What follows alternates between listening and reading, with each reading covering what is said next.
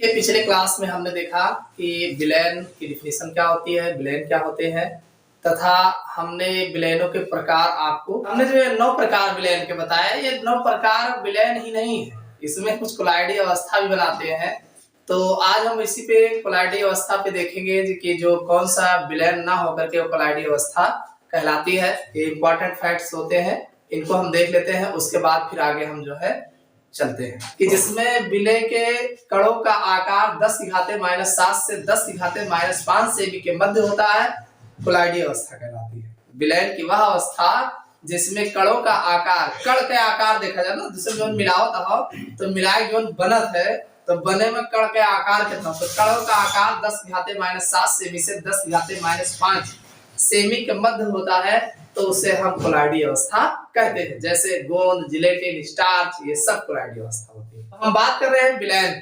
तो विलयन में जो है हमने कल जो है 9 प्रकार के देखे, तो उसमें कुछ विलयन नहीं कहलाते, यानी वो विलयन हमने तो ऐसे बता दिया कि ये 9 प्रकार है, लेकिन अब उसमें क्या समस्या है, कौन हम जो है विलयन ना कह करके कोलाइडी अवस्था किसको कहते हैं, इसको देखते हैं। पहला फैक्ट है विलयन समांगी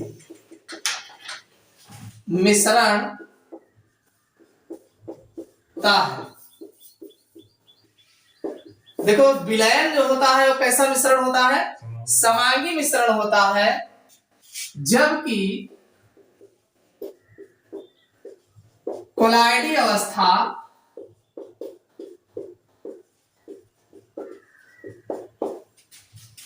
विषमांगी मिश्रण होता है। बात समझ में आया कि नहीं? विलयन जो विलयन बनता है, विलयन समांगी मिश्रण भी है ना। विलयन क्या है, एक प्रकार का मिश्रण होता है, लेकिन ये होमोजीनियस मिक्सचर होता है। कैसा मिश्रण होता है, होमोजीनियस। होमोजीनियस हेटेरोजीनियस जानते हो क्या है मिश्रण? होमोजीनियस, होमोजीनियस,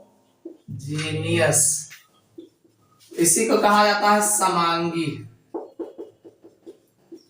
देखो समांगी मतलब होता है एक ही फेज हो, एक ही अवस्था हो। जब विलय और विलायक के कणों का आकार एक, जैसे यहाँ पे आपको जो समांगी दिख रहा है, यहाँ फेज जो है एक होगा, एक ही फेज होगा, एक से अधिक फेज नहीं होगा। तो वो जैसे दोनों को मिलाओ एक फेज बने तो वो समांगी मिश्रण हो। जब दो या दो से अधिक पदार्थों को मिलाने से एक ही अवस्था का निर्माण होता है, यानी एक ही प्रकार के होते हैं, तो उसे हम होमोजीनियस बोलते हैं। और यहाँ पे जो हेटेरोजीनियस है, हेटेरोजीनियस का मतलब पी जो है एक से अधिक होगा, एक से अधिक है, यानी जब दो या दो से अधिक पदार्थ को आपस में मिलाते हैं और अलग अलग प्रकार के यौगिक बनते हैं, यानी अलग अलग अवस्थाएं उसमें दिखती है, तो उसे हम विषमांगी मिश्रण कहते हैं। जैसे ईटा, बजरी, गिट्टी जो भी है आपस में मिला रहे हो, सब उसमें दिख रहा है, सीमेंट भी मिलाया हो, तो वो विषमांगी मिश्रण। इसमें एक नहीं होगा, इसमें जो फेज होगा एक नहीं होगा। तो कहा गया कि विलयन जो होता है वह समांगी मिश्रण होता है। इस पर आप ध्यान रखिएगा, समांगी मिश्रण होगा, एक फेज बनेगा।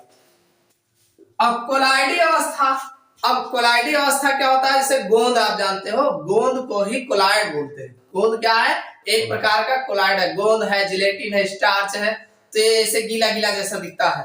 इसकी एक परास होता है जिसको हम कोलाइड बोलते हैं। कोलाइड जो है वो होते हैं कोलाइड। कोलाइड जो होता है वो 10⁻⁻7 सेमी से 10⁻⁻5 सेमी के मध्य कणों का आकार होता है। कणों का आकार, यानी कोलाइड जो होता है जिसमें 10⁻⁻7 सेमी से 10⁻⁻5 सेमी के मध्य कणों का आकार होता है, उसे हम कोलाइड कहते हैं। अब कोलाइड जो होता है विषमांगी। अब विषमांगी क्यों होता है, देखो विलयन जब बनाओगे तो हमने कहा एक फेज देगा, लेकिन हमें कोलाइड में जैसे मान लीजिए पानी में आपने आटा को मिलाया, अरे गोंद घर में चिपका के लिए यूज की जाता है, तो आटे को बनाया जाता है। आटा मिलाया क्योंकि फेट रोट के थोड़ा पकाया दी जाता है, तो उसमें क्या होता है, तो वह उसकी जो अवस्था गीलापन जो उसमें बनता है, उसका एक कणों का आकार होता है। वही कणों का आकार जो होता है कितने पे आता है, 10⁻⁻7 सेमी से 10⁻⁻5 सेमी के मध्य तो जब हो जाता है तो उसी को हम कोलाइडी अवस्था कहते हैं। अब उसमें अगर देखोगे तो जो मिलाए रहोगे वो भी कंपोनेंट्स उसमें नजर आएंगे कि हाँ कोई चीज मिला है, और ये भी पता चलेगा कि गोंद में मिला है, उसमें पानी में मिलाया है या किस में मिलाया है। तो ये दोनों, तो ये बिस्मांगी होगा, वो बिस्मांगी होगा ना। अगर दोनों फेस दिख रहा है तो मतलब बिस्मांगी होगा, और एक ही फेस दिखेगा तो समांगी होगा, और समांगी होगा तो विलयन कहलाएगा। समझ में आ गया ना। तो कहने का मतलब विलयन जो होगा वो समांगी मिश्रण होता है, जबकि कोलाइड की अगर हम बात करें, कोलाइडी अवस्था, तो यह जो है बिस्मांगी मिश्रण होता है तो दोनों मिश्रण। ठीक, देखो अगर हम गैस को ठोस में मिलाते हैं तो यह कोलाइडी विलयन का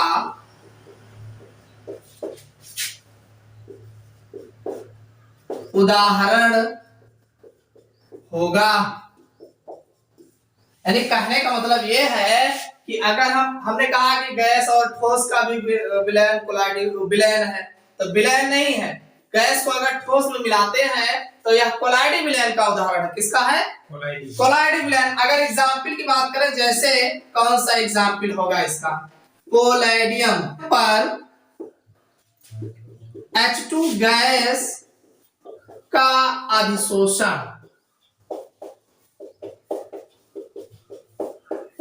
यानी अगर हम पोलैडियम धातु पर अगर हम हाइड्रोजन गैस का अधिशोषण करें, भाई ठोस कौन है? पोलैडियम है, और गैस कौन है? यह हाइड्रोजन गैस है। तो गैस आपको देखो ठोस ज्यादा होगा ना, तो पोलैडियम ठोस है। अब ठोस पर गैस का अगर अधिशोषण होता है, गैसें जो है उस पर अधिशोषित होती है।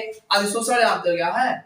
जैसे एक सतह ये है, अब इसके ऊपर कोई दूसरा कंपोनेंट्स आके चिपक जाए, यानी जब किसी एक सतह पर के दूसरा पदार्थ जो है आकर के उसकी सतह पर जो है बैठ जाता है, चिपक जाता है, तो उसका इस प्रकार का चिपकना ही अधिशोषण।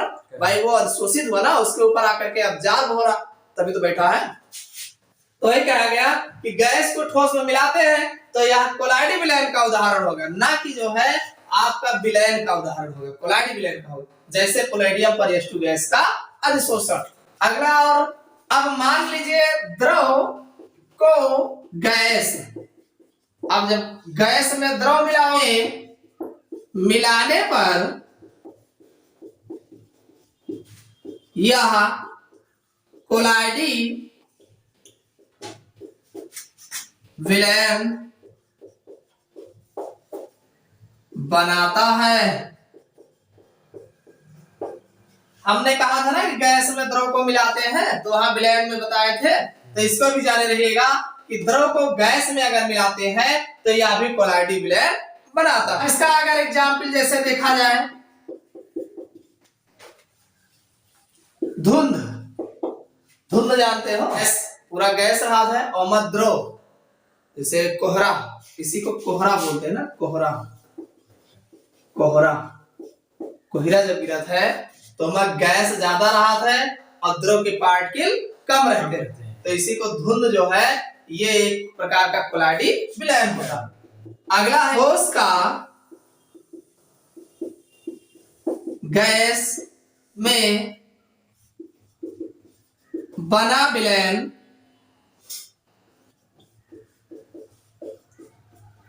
कोलाइडी विलयन कहलाता है। इसका है एग्जाम्पल जैसे चिमनी का धुआं। आप जानते हो जो चिमनियां होती हैं, चिमनी का धुआं जब निकलता है तो उसमें गैस होता है, और गैस में गैस ज्यादा होता है, विलायक होता है, और ठोस के पार्टिकल उसमें जो है लगे हुए होते, तो ये भी विलयन ना होकर के कोलाइडी विलयन कहलाते हैं। ये सब एग्जाम्पल जो है कोलाइडी विलयन के होते हैं। अगर कोलाइडी विलयन टॉपिक को इसे हटा दिया गया है, नहीं ये बहुत ज्यादा इंपॉर्टेंट थे, वैसे भी कंपटीशन में, और वैसे भी बहुत कुछ है। अगला है दो ठोस आपस में मिलकर सदैव बिस्मांगी मिश्रण बनाते हैं।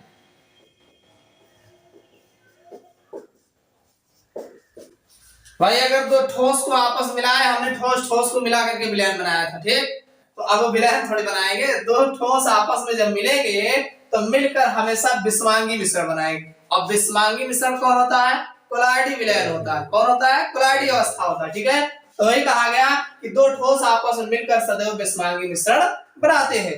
अब बिस्मांगी मिश्रण में जैसे आपने बहुत सारे धातुएं, जैसे पीतल है, बाजार में आता नहीं, कांसा है, ठीक है, दो और जितने सोने चांदी के आभूषण, नकली आभूषण होते हैं, तो दो आपस में मिश्र धातुएं जितनी मिश्र धातुएं होती है, ये भाई दो धातु को आपस में मिला के पिघला के एक धातु बनाया जाता है, तो उसे मिश्र धातु कहते हैं। तो जितनी भी मिश्र धातुएं होती हैं, ये सब जो है बिस्मांगी मिश्रण होते हैं।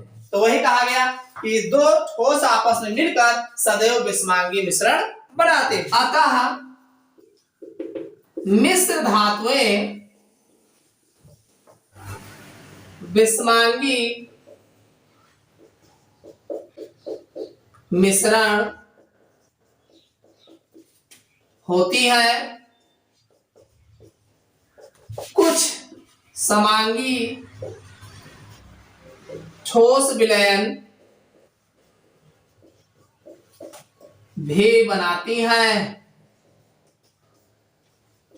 देखिए ये समझ में आया। देखिए इसमें होता क्या है, विलयन समांगी मिश्रण होता है। देखो जो विलयन होता है वो समांगी मिश्रण होता है, जबकि कोलाइडी अवस्था जो है बिस्मांगी मिश्रण होता है। दूसरा है गैसों का ठोस, यानी अगर हम ठोस में गैस को मिलाते, ठोस में मिला रहे, देखो एक चीज ध्यान रखना, जो ज्यादा होता है उसी में कम वाले मिलाते हैं। अब वो कौन है, अगर ठोस मान लीजिए ज्यादा, उसमें गैस मिला रहे हैं, तो जो बनता है वो कोलाइडी विलयन, ये जो है कोलाइडी विलयन का उदाहरण बनता है। ऐसा नहीं कि आपका विलयन बनेगा। अगर देखा जाए तो कोलाइडियम पर अगर H2 गैस का शोषण होता है, तो यह भी कोलाइडी विलयन का एग्जाम्पल होता है।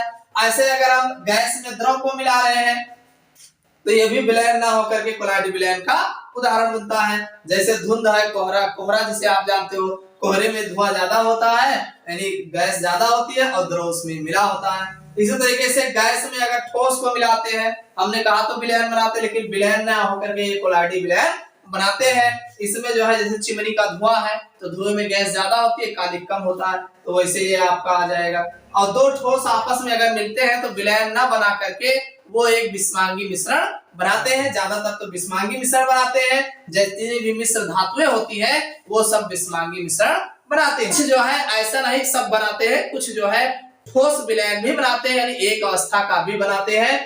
तो वो ये बहुत कम होते हैं, लेकिन ज्यादातर बिस्मांगी मिश्रण होते हैं। तो वही लिखा है कुछ समांगी भी, ठोस विलयन भी बनाते हैं। तो ये तो थे कुछ विलयन के प्रकार में, कि हमने 9 प्रकार जो बताए थे, तो उसमें कुछ जो है विलयन ना कह करके उसे हम कोलाइडी विलयन कहते हैं। इसको आप ध्यान रखिए, काफी एग्जाम में पूछे जाते हैं। अगर हम बात करें ठोस विलयन, चलो इसको भी देख लो, ठोस विलयन, सॉलिड सॉल्यूशन। ठोस विलयन, भाई ठोस विलयन कह रहा है ना, अरे ठोस ठोस को मिलाओगे तो जो बनेगा ठोस विलयन होगा। इसमें विलय और विलायक दोनों जो है सॉलिड होंगे, ठोस होंगे। तो ये ठोस विलयन क्या होते हैं, ये विलयन ना होकर के मिश्र धातुएं होती है, यानी जितनी भी मिश्र धातुएं होती हैं, मिश्र धातुएं, ये जो है ठोस विलयन का एग्जाम्पल। जैसे कापर और एजी जानते हो, एजी चांदी है, अब कापर का तार जानते ही हो। तो कापर और एजी आपस में मिला करके जो बनता है वो मिश्र धातुएं हैं।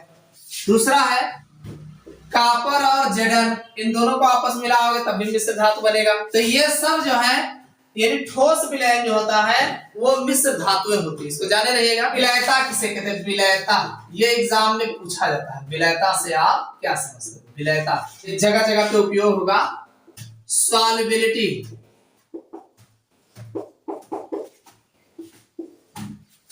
देखो विलयता की परिभाषा जो है एग्जाम में पूछे जाते हैं। देखो स्थिर ताप पर किसी पदार्थ की वह मात्रा जो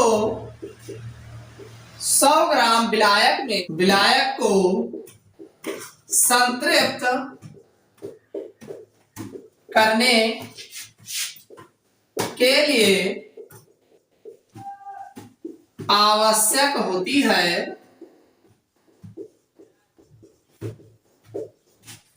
पदार्थ की विलयता कहलाती है। देखिए ये परिभाषा जो है एग्जाम में आपको पूछा जाता है, काफी पूछा जाता है। देखो, स्थिर ताप पर किसी पदार्थ की वह मात्रा, स्थिर ताप जानते हो? स्थिर ताप मतलब जैसे कोनो काम करत हो तो उसका टेम्परेचर फिक्स हो। जैसे प्रेजेंट टाइम में जैसे बैठे हो तो इसका टेम्परेचर मान लीजिए 10 डिग्री है, मान लीजिए 10 डिग्री है, तो 10 डिग्री ताप पर अगर आप कोई काम कर रहे हो, अब ऐसा तो है नहीं कि काम करते करते 10 से 20 डिग्री होगा, 2500 होता है, वही यानी उतनी देर में एक काम करे में 10 मिनट के टेम्परेचर बदल रहा हो तो वो स्थिर ताप नहीं हुआ।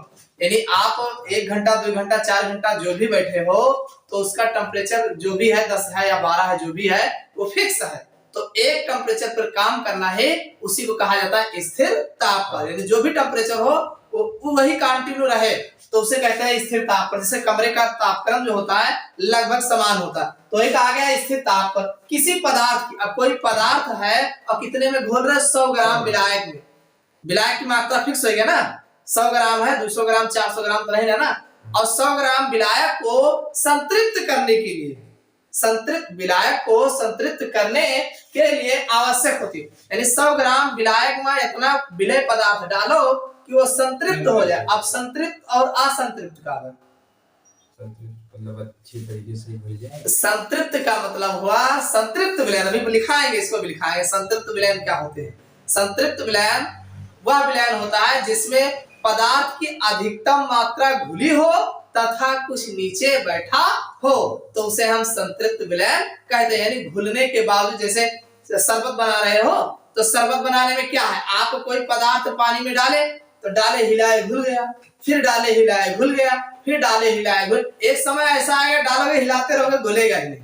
तो वो जब घुलने की, जब वो नहीं घुलेगा तो वो आपका संतृप्त नहीं, तब वो जब बच जाए उसमें, जब तक तो घुल जाए, तो अभी घुल रहा है ना, घुले दियो, जब वो घुलना बंद हो जाएगा तो वो आपका संतृप्त विलयन होगा। समझ में आया नहीं? यानी अब वहां से ज्यादा घोला नहीं जा सकता तो वो उसे संतृप्त विलयन कहते हैं। तो वही कह रहा है कि स्थिर ताप पर किसी पदार्थ की वह मात्रा जो 100 ग्राम विलायक को संतृप्त, पहले पदार्थ के मात्रा की बात हो रही, किसी हो रही है पदार्थ की मात्रा जो घोल रहे हो, विलय की बात हो रही है। यानी विलय की मात्रा किसी पदार्थ की, या पदार्थ ना कह करके आप कह सकते हो विलय की मात्रा जो 100 ग्राम विलायक को संतृप्त करने के लिए आवश्यक होती है, पदार्थ की विलयता कहलाती है। यानी इसको हम क्या कहते हैं, उस पदार्थ की विलयता कहते हैं कि जो 100 ग्राम को संतृप्त कर दे जितनी मात्रा, वही पदार्थ की विलयता कहलाती है। समझ में आ गया ना? संतृप्त विलयन, असंतृप्त विलयन और अतिसंतृप्त विलयन, तीनों में से एक आध कभी कभी पूछ ले जाते हैं, इसको भी जान लेते हैं।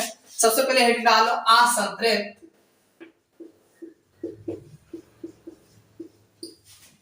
विलयन, जिसे बोलते हैं अनसैचुरेटेड सॉल्यूशन।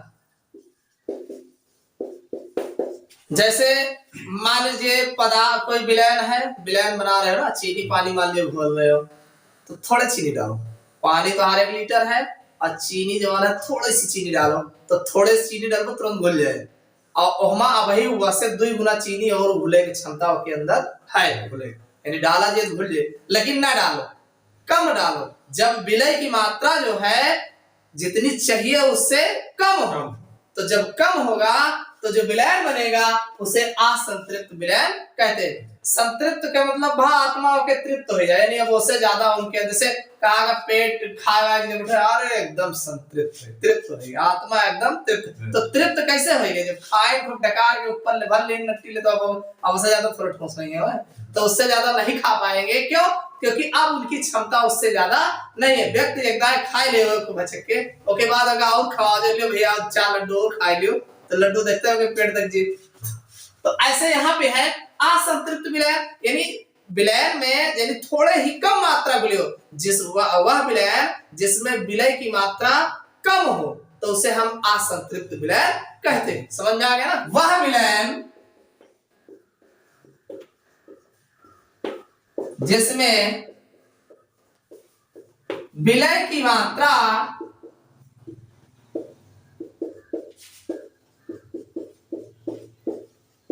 कम होती है तो उसे असंतृप्त विलयन कहते हैं। जैसे अगर देखा जाए कि 100 ग्राम विलायक में मान लो 50 ग्राम या 30 ग्राम हम कोई चीज डिजॉल्व कर सकते हैं, विलय घोल सकते हैं, और वह 30 के बजाय जो है 20 घोले हो, भाई विलय की मात्रा जैसे आप लिख सकते हो, जैसे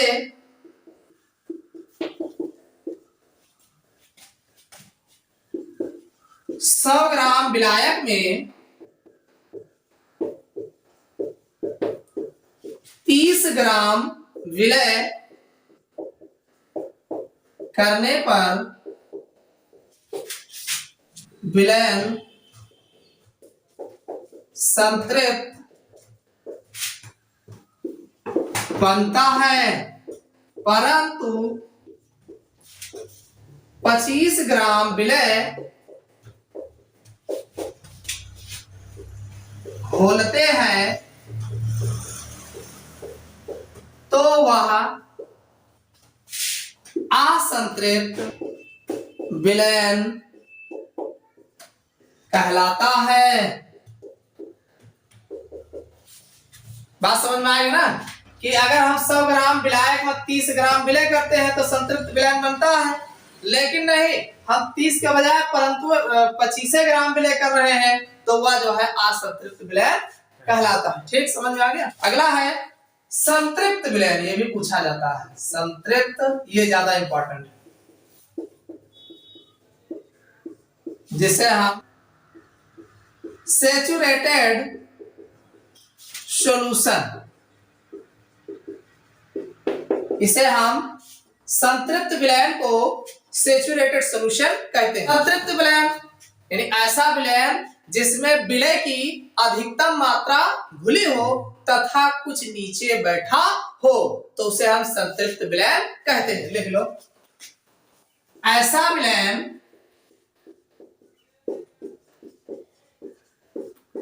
जिसमें स्थिर ताप पर विलय की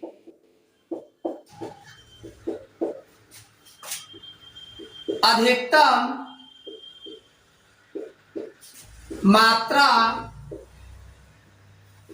घुली हो तथा कुछ नीचे बैठा भी हो तो वह संतृप्त विलयन कहलाता है। समझ में आया? यानी ऐसा विलयन, हम ऐसे विलयन की बात कर रहे हैं जिसमें स्थिर ताप पर, देखिए एक चीज का ध्यान रखना, हमेशा स्थिर ताप पर ही काम होगा।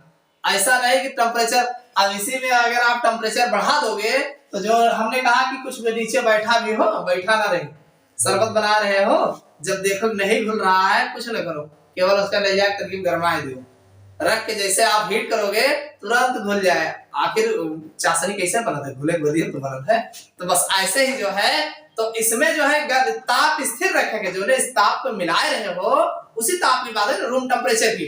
तो वही कहा गया कि ऐसा विलय जिसमें स्थिर ताप पर विलय की अधिकतम मात्रा, विलय और विलायक दो है, इसको आप जान रहिएगा। विलायक वो होता है जिसमें हम कोई चीज घोलते हैं, ज्यादा मात्रा होती है, और विलय वो होता है जिसको हम घोल रहे हैं। ठीक है, तो विलय की मात्रा अधिकतम घुली हो, यानी ज्यादा घुला भी हो, और इतना ज्यादा घुला है कि अब हमारा घुले क्षमता नहीं है, कुछ इसमें बैठा भी होता है, तो ऐसे विलयन को हम संतृप्त विलयन कहते हैं। जैसे अगर बात करें तो चीनी और पानी यानी जल का बना संतृप्त विलयन लिख सकते हो, जैसे ठोस चीनी, रिवर्सिबल लगा दो, चीनी का विलयन।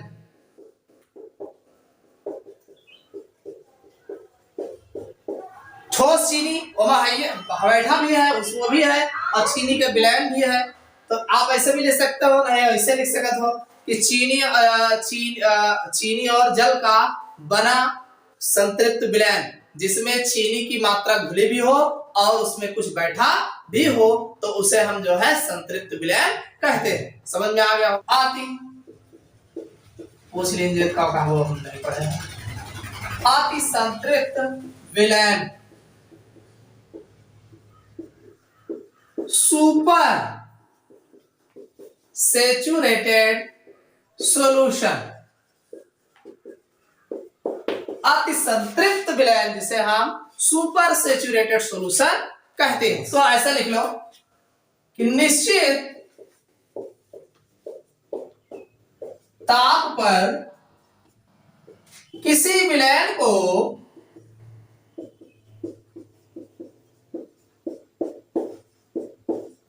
संतृप्त करने के लिए आवश्यक पदार्थ की मात्रा से अधिक पदार्थ की मात्रा विलयन में उपस्थित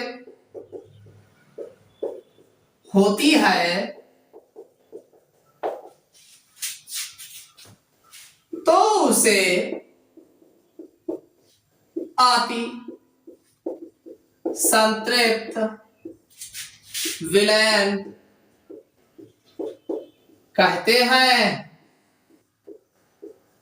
बात समझ में आए? देखो अति संतृप्त विलयन, अति संतृप्त, देखो संतृप्त तो हुआ कि जिसमें जो है विलय की मात्रा घुली हो, थोड़ा बहुत बैठा भी हो, तो संतृप्त हो गया। लेकिन अब थोड़ा बहुत बैठे के अलावा भी जो है और डाल दो। अरे बैठा तो रहा भाई भवा, लेकिन तू और ढकेल दो, थोड़ा और चीनी डाल दो। तो जब और चीनी डाल दी हो तो कहने मतलब अगर थोड़ा का गर्म भी टेम्परेचर बढ़ाते भी है, स्थिर ताप की बात हो रही है, अगर मान लो थोड़ा टेम्परेचर बढ़ा भी दिए तो वो जो है इतना डाले हो कि तब वो यदि संतृप्त विलयन पे ही रहता है, यानी अब ज्यादा डाले रहो तो संतृप्त नहीं अति संतृप्त पे रहा। अब जो है थोड़ा गर्म किए तो गर्म करने के बाद भी वो जो है संतृप्त तक पहुंच जाता है। तो इसका मतलब ये कौन सा विलयन था? अति। अब जैसे संतृप्त, जैसे अभी बात थी कि संतृप्त विलयन में बैठा रहा, अगर वह क्या गर्म कर दो संतृप्त से कहां चला जाता है, वो कम वाले चला जाता है ना, थोड़ा और पीछे चला जाए। तो ऐसे यहाँ है कि निश्चित ताप पर किसी विलयन को संतृप्त करने के लिए, यानी संतृप्त करने के लिए जितना पदार्थ की मात्रा होती है उससे ज्यादा हम उसमें डाल देते हैं। अगर भाई जितना डाले पर संतृप्त हो ही जाता है, अब वह से ज्यादा हम डाल दिए ले थोड़ा सा और डाल ले लो, तो जब थोड़ा से और ले ले वो तो वो संतृप्त से ज्यादा का हो जाता, फिर अति संतृप्त हो जाता। तो ये कहा गया कि अधिक पदार्थ की मात्रा अगर विलयन में उपस्थित है तो वह जो है अति संतृप्त विलयन कहलाते हैं। समझ में आ गया ना? जैसे लिख लो, जैसे सोडियम थायो सल्फेट के क्रिस्टल, इसका जो फार्मूला है Na2SO3 × 5H2, ये इसका फार्मूला है, को सावधानी से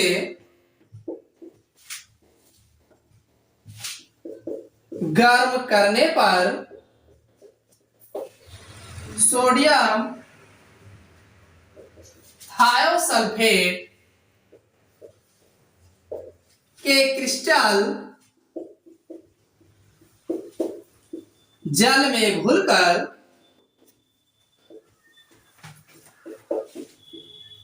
अति संतृप्त कोलाइडी विलयन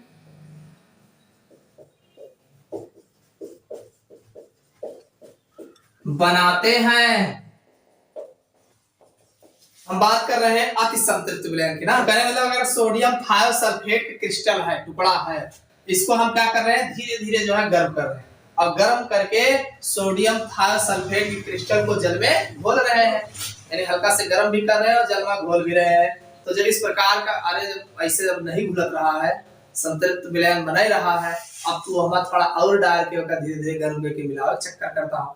तो जब धीरे धीरे मिला करके उसको जब गर्म करोगे तो क्या होगा, वो अति संतृप्त पराइडिक विलयन बनाते हैं। तो ये इसके एग्जाम्पल हो गए। विलयता को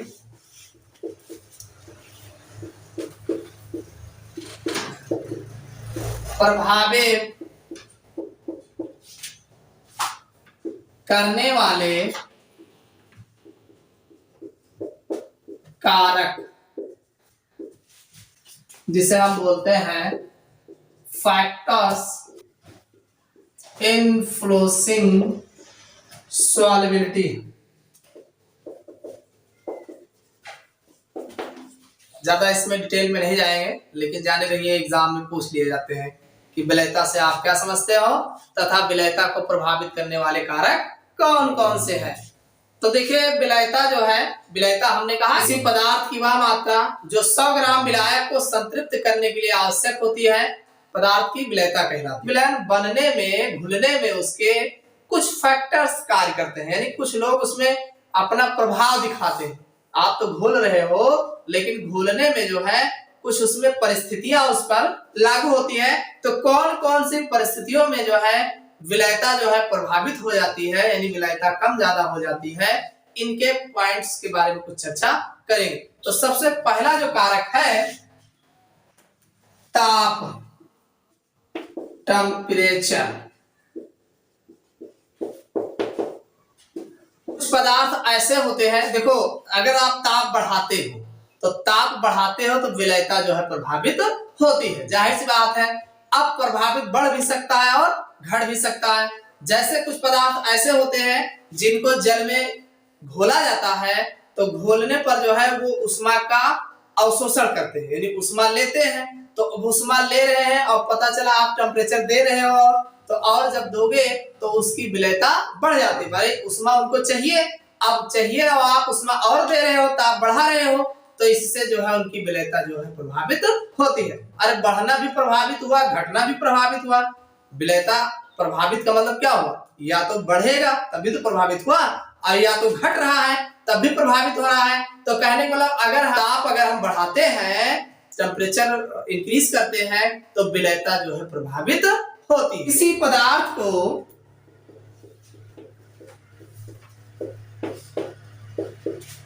घोलने पर ताप वृद्धि से उसकी विलयता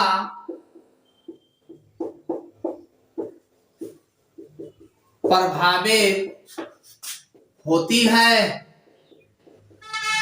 किसी पदार्थ की को अगर घोल रहे हैं तथा ताप वृद्धि से उसकी विलयता जो है प्रभावित होती है। अब जो है कोई पदार्थ उष्मा शोषी है, शोषी और क्षेपी दो शब्द है, एक चीज ध्यान रखिएगा, इसको जान लो। उष्मा क्षेपी, दूसरा है उष्मा शोषी। देखिए एक बात है उष्मा क्षेपी और दूसरा है उष्मा शोषी, शोषी या अवशोषी कह सकते हो। तो उष्मा क्षेपी का मतलब हुआ जिसमें उष्मा का उत्सर्जन होता है। क्या होता है, उत्सर्जन होता है। और उष्मा क्षेपी का क्या, उष्मा शोषी का मतलब क्या हुआ, जिसमें उष्मा का अवशोषण होता है, में जो है उष्मा उत्सर्जित होता है। यानी अब जैसे बात यहाँ हम बात कर रहे हैं विलयता को प्रभावित करने वाले कारक में, तो देखिए कोई पदार्थ है जिसे हम घोल रहे हैं, उसमें उष्मा निकलती है, जल में घोलने पर उसमें उष्मा जो है उत्सर्जित हो रही है। तो उसमें उत्सर्जित जब उष्मा होगी, उसमें से उष्मा खुद ही निकल रही है और तुम और टेम्परेचर बढ़ा रहे हो, तो ऐसी स्थिति में उसकी विलयता जो है घट जाती है। बात समझ में आ गया ना। तो यहाँ पे कि जो पदार्थ ऊष्मा का उत्सर्जन करते हैं भाई निकालते हैं, तो उत्सर्जित करने वाले पदार्थ की जो विलयता होती है वो घट जाती है। ठीक, आप लिख सकते हैं ऊष्मा उत्सर्जित करने वाले पदार्थ को जल में घोलने पर ताप वृद्धि से विलयता घट जाती है ना। कि ऊष्मा उत्सर्जित करने वाले पदार्थ, भाई जेका जल में घोलता हो खुद ऊष्मा दे रहा है, तो ऊष्मा दे रहा है तो उसको अगर हम टेम्परेचर बढ़ाएंगे, ताप बढ़ाएंगे, तो क्या होगा, उसकी विलयता जो है वो घट जाती है। इसी प्रकार ऊष्मा अवशोषित करने वाले पदार्थ को जल में घोलने पर ताप वृद्धि के कारण विलयता बढ़ जाती है। अब जैसे कोई पदार्थ है उसको जल में घोल रहे हो, अब घोल रहे हो उसको जो है, अब वो जो है घुलने के बाद बाहर से ऊष्मा को लेता है, अवशोषित कर रहा है। तो अवशोषित कर रहा है तो जाहिर सी बात है, और उसको आप टेम्परेचर और भी दे रहे हो, तो जब और दे रहे हो तो उसकी विलयता जो है बढ़ जाती है। तो कहने मतलब ये विलयता पर जो है ताप का प्रभाव जो है वो अलग अलग होता है। यानी कुछ पदार्थ जो है ऊष्मा शोषित होते हैं, कुछ ऊष्मा छेपी होते हैं। तो छेपी जो होगा उसकी विलयता घट जाएगी और जो शोषी होगा उसकी विलयता बढ़ जाएगी। अगला है विलय और विलायक की प्रकृति, जिसे हम nature of solute and solvent. देखिए विलय और विलायक की प्रकृति, विलय और विलायक की प्रकृति। अब विलय यानी जिसको आप घोल रहे हो, अब विलायक जिसमें घोल रहे हो, तो दोनों का नेचर कैसा है, नेचर के आधार पर भी ये विलयता प्रभावित होती है। तो सबसे पहला हम देखेंगे, ये जो है दो तरीके के होते हैं, ध्रुवीय विलायक जिसे हम पोलर सॉल्वेंट, और दूसरा होता है अध्रुवीय विलायक जिसे हम नॉन पोलर सॉल्वेंट कहते हैं। देखिए ध्रुवीय विलायक वे होते हैं जो आयनित होते हैं। जैसे जल है तो जल एक प्रकार का ध्रुवीय विलायक है, तो जल जो है ध्रुवीय विलायक है। अब मान लीजिए ध्रुवीय, अब विलय आपका भी अगर ध्रुवीय है यानी जो आयनित होने वाला है, जैसे आपका मान लीजिए नमक है, साल्ट को अगर आप जल में घोलते हैं तो वो इजीली आसानी से जो है घुलित हो जाते हैं, जिससे जो है विलयता बढ़ जाती है। तो कहने मतलब अगर ध्रुवीय विलायक में जो है हम विलय पदार्थ को घोलते हैं और जो आयनिक फॉर्म में होते हैं, ऐसे विलय पदार्थ जो आयनिक फॉर्म में होते हैं, तो अगर उसे हम ध्रुवीय विलायक में घोलते हैं तो वो आसानी से जो है घुल जाते हैं, जिससे उनकी विलयता बढ़ जाती है। अगर हम उसी पदार्थ को अध्रुवीय विलायक, नॉन पोलर सॉल्वेंट, देखिए ध्रुवीय विलायक में आपका सबसे अच्छा उदाहरण है जल। अध्रुवीय विलायक की अगर हम बात करें, जैसे carbon tetrachloride, chloroform, benzene, ether, ये सब अध्रुवीय विलायक है। यानी जो कार्बनिक यौगिक होते हैं, कार्बनिक विलायक होते हैं, वो सब के सब अध्रुवीय विलायक होते हैं। और जैसे हमारा जल जो है ये ध्रुवीय विलायक होता है। तो अध्रुवीय, अब पता चला ध्रुवीय पदार्थ को अध्रुवीय विलायक में घोलोगे तो वो आसानी से घुलित नहीं होता है, कम घुलता है, जिससे उसकी विलयता जो है प्रभावित होती है। यानी अगर हम ध्रुवीय विलायक में किसी चीज को घोलते हैं, किसी पदार्थ को घोलते हैं, तो अगर वो आयनिक फॉर्म में होता है तो वह आसानी से जो है यानी इजीली जो है घुल जाता है, यानी विलेयता बढ़ जाती है। अब उसी को अध्रुवीय विलायक में घोलेंगे तो उसकी विलेयता घट जाए, घुलेगा, बहुत कम घुलते हैं। जो अध्रुवीय विलायक होते हैं ध्रुवीय विलायक की अपेक्षा अध्रुवीय विलायकों में कम घुलते होते हैं, कम घुलते हैं। तो विलेयता को प्रभावित करने का एक कारक ये भी है विलायक यानी विलय और विलायक की प्रकृति कैसा है, नेचर कैसा है। नेचर जैसा होगा उसी आधार पर उनकी विलेयता जो है प्रभावित होती। तीसरा है सम आयन प्रभाव, इसे हम कॉमन आयन इफेक्ट कहा जाता है। एक कारण यह भी बनता है जिससे विलेयता जो है प्रभावित होती है। क्या कारण है? सम आयन प्रभाव। सम आयन प्रभाव क्या है? देखो, मान लीजिए जल में आपने NaCl घोला है। क्या घोला है? NaCl। जब ये जल में घुलेगा तो Na+ चार्ज और Cl नेगेटिव चार्ज तुरंत टूटेगा ना भाई। NaCl जल में घुला होगा तो Na+ charge Cl negative charge में टूटा होगा। अब इसी में आप पहुंचे AgCl डाल दिए। क्या डाल दिए? और AgCl भी जल में घुलेगा तो ये बनेगा Ag+ चार्ज Cl। अब देखो ये दोनों समान हुआ कि नहीं?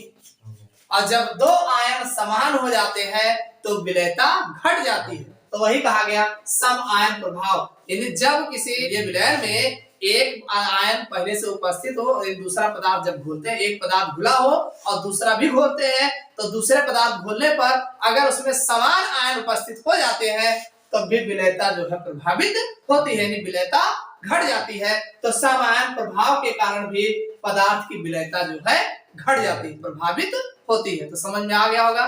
तो ये तो थे विलेयता को प्रभावित करने वाले कारक। सम आयन